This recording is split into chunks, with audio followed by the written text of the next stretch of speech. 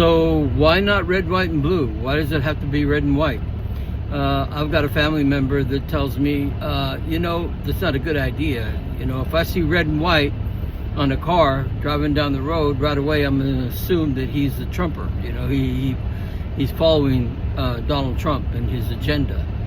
Well, the reason why it's not red, white, and blue is because it's not America. We recognize that we no longer are a democratically elected republic. What we are is a rogue nation where there is no rule of law. Because if there was a rule of law, bankers would have been in jail and Russia would have not had their assets seized. So it's red and white because the Republican Party is in power right now. And also because we all get what we want. Those who voted for Trump voted for him because he was supposedly not part of the establishment. That he wasn't a globalist, he didn't like NATO, so on and so forth. That he would fight for the people. Now, the people that he surrounded himself with, it all depends on who talks to him last, right?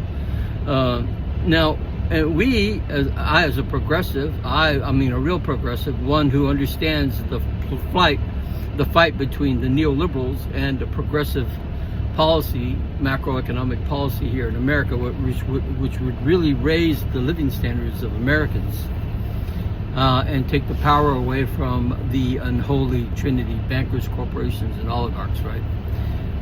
The reason why the red and white is because we get both. We get the best of both worlds. Look, we all know that Trump cares very much about his legacy and would very much like to be known in history as somebody that everybody loved and admired and said he was a great president.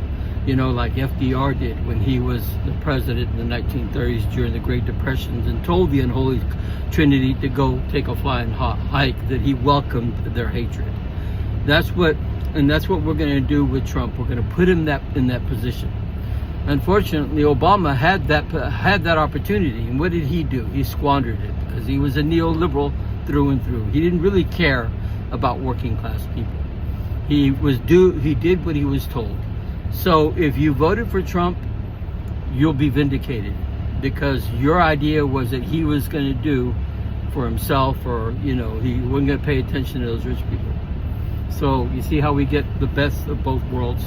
Listen, there's a strategy in place to make that happen, to put Trump in that position. Go to my YouTube channel or my webpage, fightfordecency.com. Get familiar with the strategy and implement it. Fight for decency.